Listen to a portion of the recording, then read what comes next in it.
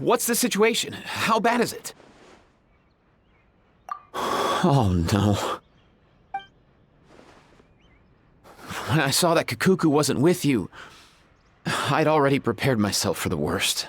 Relax, Eva. Maybe Kakuku just prefers high-rise living now.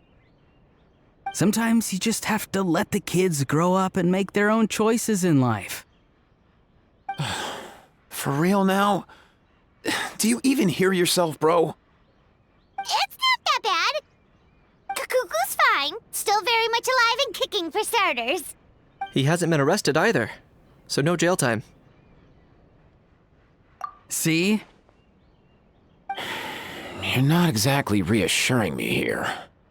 As for the bad news, well, it's really not that bad. Kakuku accidentally overheard some top secret stuff, so he has to stay at the Palais Marmonia for a while to sign a confidentiality agreement. But there's no need to worry. The person in charge of looking after Kakuku is super nice, so he'll be absolutely fine. All right. That doesn't sound too bad after all. Wow, hearing that's put my mind to rest.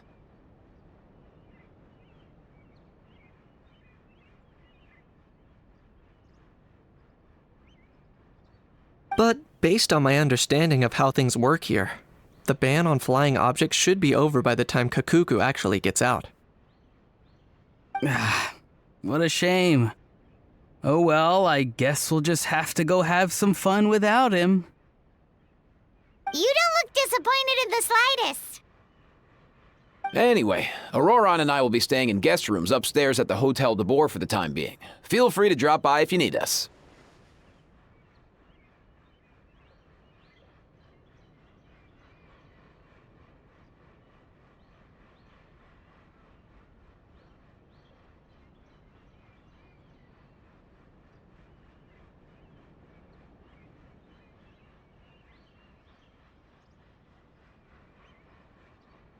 Yay! Problem solved! All right, let's catch up another day.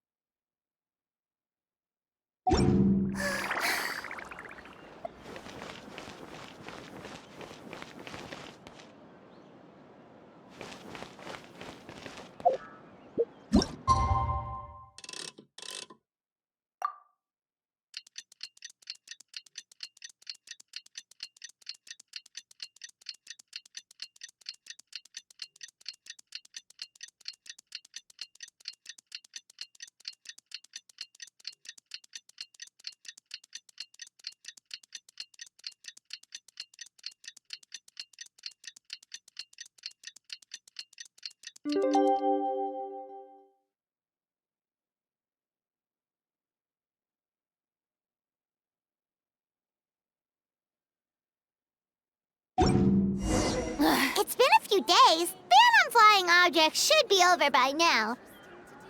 Let's head over to the Palais Mermonia to see how Kakuku's doing.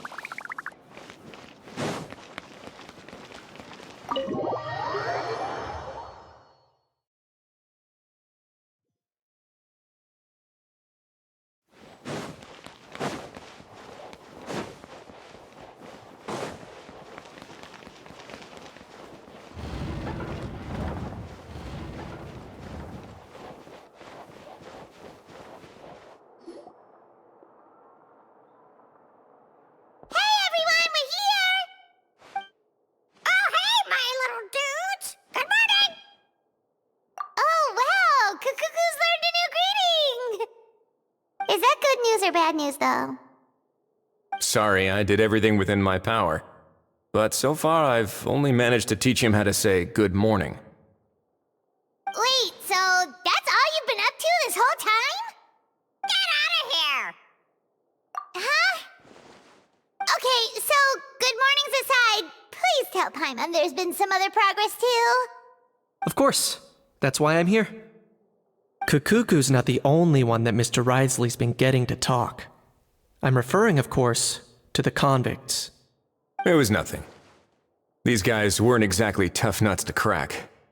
So, what's the deal? After racking their brains, they remembered speaking to an inconspicuous middle-aged man just as they were preparing to pack up and leave Natland. He was dressed in the manner of the Children of Echoes and carrying a box. Plus, the description matches the one the gun was found in. All in all, he didn't look any different from your average Natlanese traveler. Perhaps seeing that they were dressed as merchants, this man stopped for a chat, inquiring where their goods were headed, and even asking if they could share a boat. The smugglers were very cautious, though. They didn't tell him any specifics. But all this happened before I crossed paths with them. I happened to notice them as they were preparing to set sail. I thought they looked shady, so I snuck aboard, and ended up being carried along all the way to Fontaine.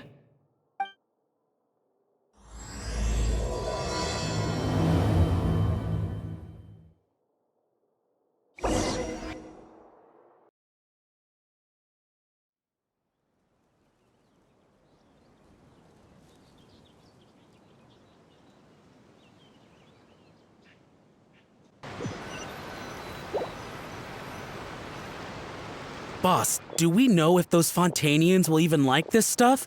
What if we can't shift it? And that's why we call you a rookie. It's all supply and demand, kid. Supply and demand. Natland's foreign trade is just starting to lift off. There'll be a market for it, you'll see. That's right. So stop giving the boss trouble, rookie. Just do your job and keep an eye on the goods. Are they merchants? Have they come to Fontaine to do business? Scarred face. Calloused hands. On closer inspection, the fabric looks worn at the knees and elbows, and his fingernails are dirty. Could he have previously been a warrior? Or even an adventurer? Something feels off. I'd better sneak up and get a closer look.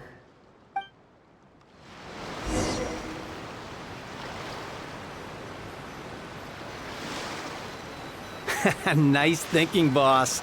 This tourist tub's been fast going and smooth sailing. Plus, no one's been asking us what we're up to. That goes without saying. Big cargo ship would have been too slow, whereas the smaller ones would have been faster but way too bumpy. If we ended up damaging the goods by accident, all these months spent grafting away would have gone up in smoke. Seriously? But there's hardly anything here. Would it really have taken them months to prepare? And why would they need to transport it with such care? Could they be secretly smuggling precious items out of Natland? I'll need to find a way to get to the bottom of this.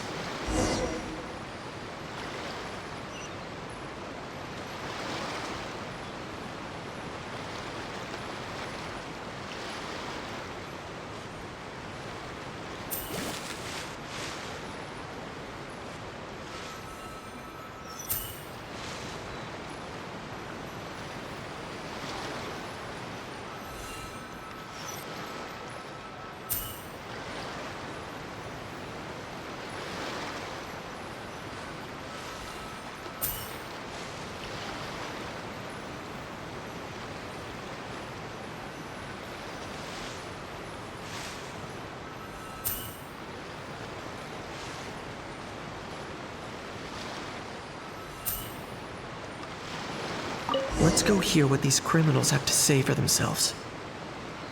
Sure enough, there are relics inside the box. It's illegal to smuggle such items outside Natlan.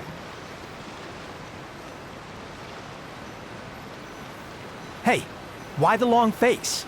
You're abroad on business, and you get to do some sightseeing while you're at it. Sounds like a pretty sweet deal to me. You better cheer up if you know what's good for you. I guess you're right. I was just worried I might have messed up with the packing, or that something's gonna go wrong along the way. Oh, pull yourself together. Tons of foreign tourists come traveling to Fontaine. I bet their luggage is full of all kinds of weird stuff.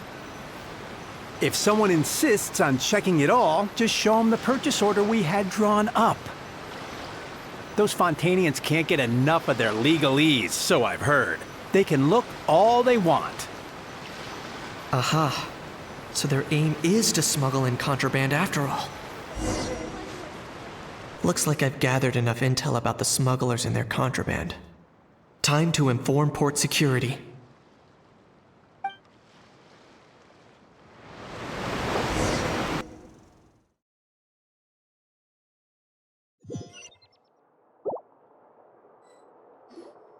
So anyway, that was when I went and told the Fontainian guards about my suspicions.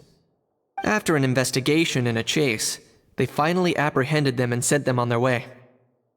Well, guess they're headed exactly where they should be. Thanks. Based on your recollections just now, I was completely focused on those smugglers at the time, so I wasn't really paying attention to other passersby. Yeah, Kanish, you did great! in other words, the person who brought the gun here, the one who lost it, has no connection to the smugglers whatsoever. They were working entirely on their own. Oh dear, oh dear! Sounds like Mr. Kikuku wants to chime in? He said this elusive individual's actions are positively mystifying. It's a good observation, I quite agree. However, we still know next to nothing about the person. Perhaps we should start by focusing on the lost item itself.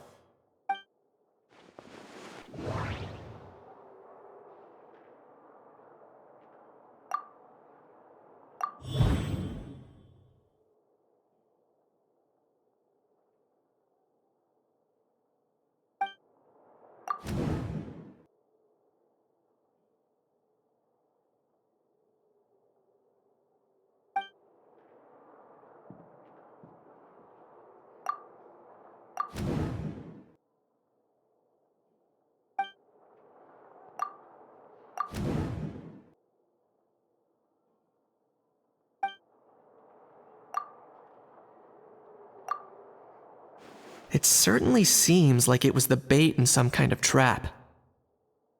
The only question is, why wasn't the bait made more conspicuous? Has something sprung to mind? I just remembered a film I watched this one time. Huh? Oh, wow! No way, bro! Hold on, let me explain. Just now, the traveler speculated that this box might have been placed there on purpose, as if the intention was for someone to come pick it up. That got me thinking about those films about kidnapping cases. When they demand their ransom, the kidnappers tell the victim's family to leave money or valuables at a designated spot for someone to come pick up. That doesn't merely happen in films. There have been similar cases in real life. In fact, if anything, it's probably the real-life events that inspired the films. Sounds plausible. Ooh! Wait! This raises the stakes to a whole new level! If the gun really was some kind of ransom, then... Since we took the box, the kidnappers never got their payment, so... Does that mean they executed the hostage? I agree. I don't believe we have a kidnapping on our hands. Selling off stolen goods is extra work that most kidnappers would want to avoid. Unless they're after something very specific, they tend to just ask for cash. Could we be dealing with a kidnapper who's dead set on getting their hands on an ancient dragon handgun? It's not impossible, but the likelihood is very slim. We can discount that possibility for now. And speaking of selling stolen goods, don't you think this looks more like a transaction?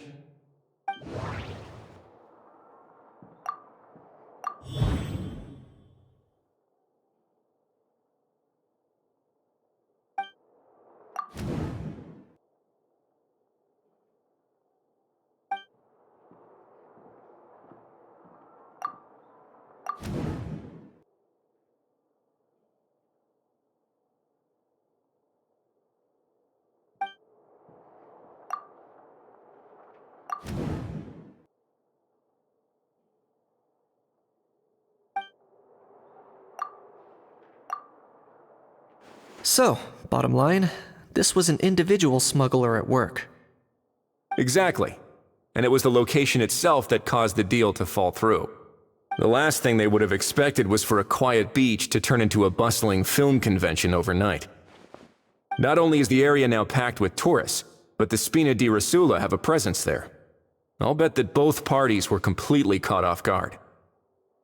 That sounds like a plausible theory, but how do we verify it? Looks like your people better start rolling up their sleeves. How so? Easy. Just follow the usual procedure by putting up a lost and found notice. The more routine we make it seem, the more likely the suspect will come forward to claim it. Even if they send a proxy, we're liable to get our hands on new leads. And timing-wise, it's about time we updated the bulletin board anyway. All we need now is a lucky gestionnaire to write up the notice for us post-haste. Ah, so that's what you meant by rolling up their sleeves. In that case, I may as well write it myself. Delegating this to someone else would require an additional explanation. Or are you just not used to asking others to work overtime? Is that really a major concern here? Well, looks like I won't be needed around here. At least until the notice has been posted. You could always wait here if you like. The Palais Mermonia serves a particularly fine cup of tea if that swings it for you. Thanks, but no thanks. I left a very noisy creature with a friend before heading out, so I should probably get back to feed it. Ah, I wasn't aware that you had a pet, Mr. Kanich. Speaking of pets... Get out of here! Out of here! Yep, that's the plan. Out of here indeed. I believe that what Wriothesley is trying to say is, you are free to leave, Mr. Kukuku. Furthermore, it has been determined that Mr. Kukuku should not, in fact, be classified as a flying object. As such, he shall be free to move around Fontaine whenever he so pleases. You're the best, bro! Oh, that really is good news! Travelers, should we bring Kukuku back to Aoife and Auroran? I shall leave him in your capable hands. Indeed.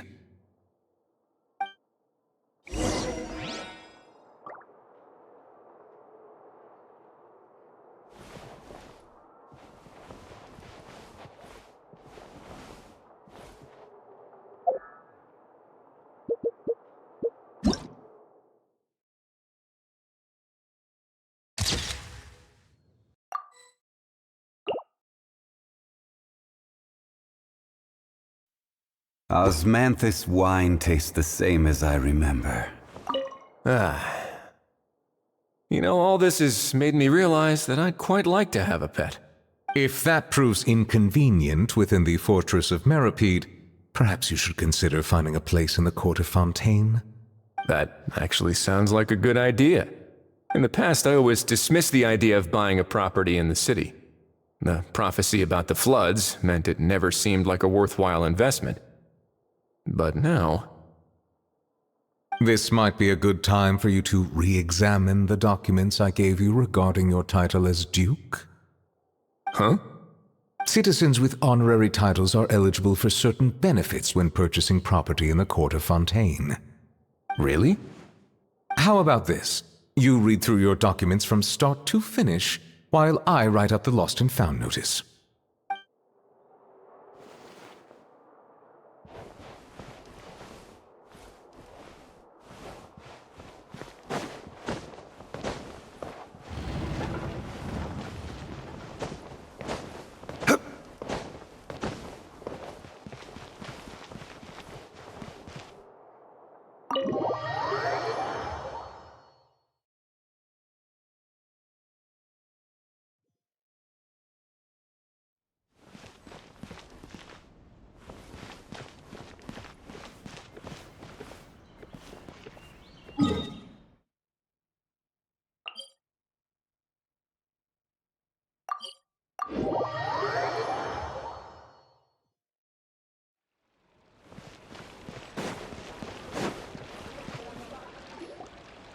How?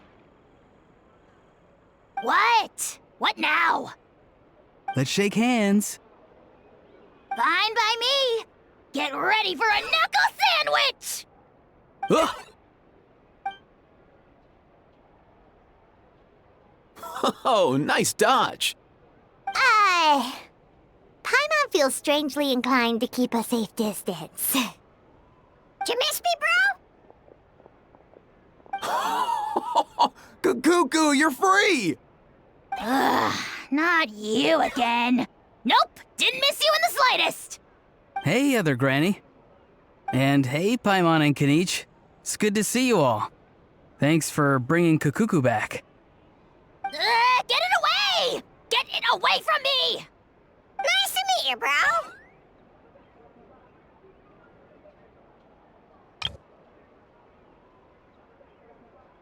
Who are you calling bro?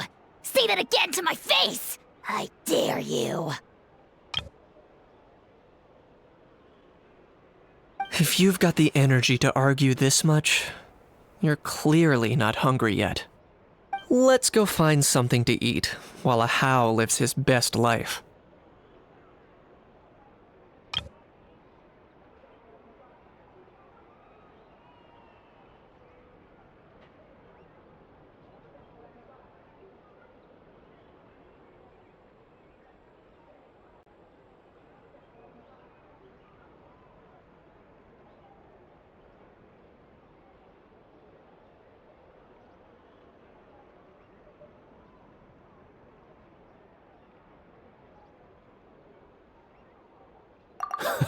Poor Hal. He spent all day being tormented by Auroron, only to discover that the suffering's just begun. Eva, as a Saurian vet, how can you just sit back and watch our little dragon bro suffer? Huh? How am I the bad guy? Even hear yourself? Ah! Doesn't anyone want to hear how Kukuku got out of jail?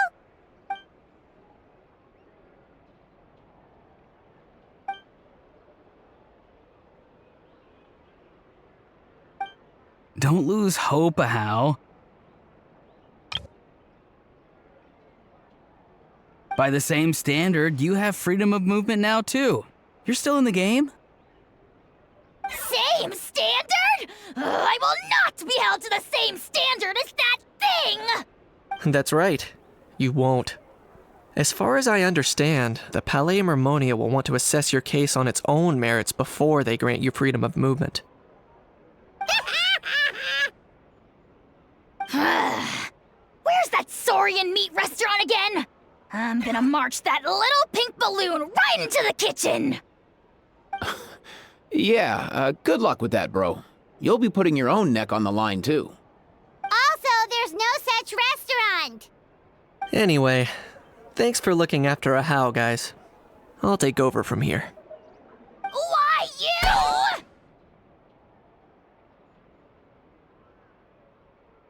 Between the two, Kukuku wins the cuteness competition hands down. Ah, really? Thanks! Wait, who are the other contestants, though?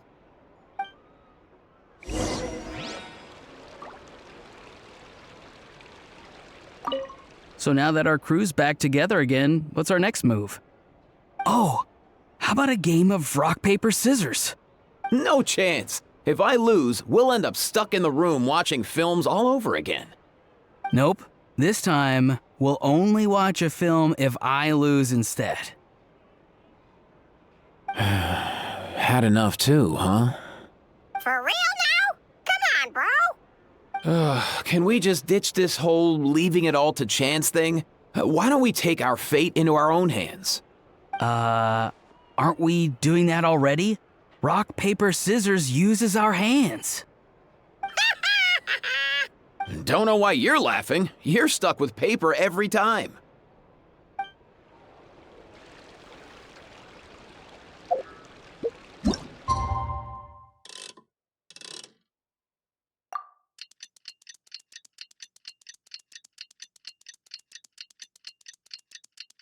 The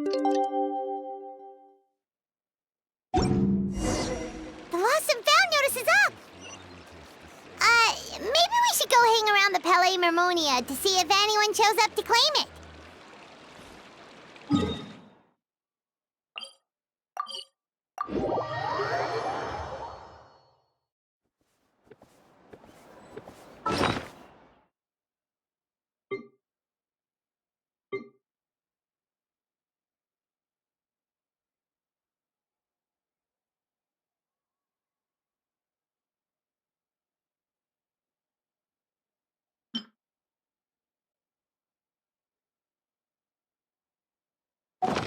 Boats are made for transferring commodities.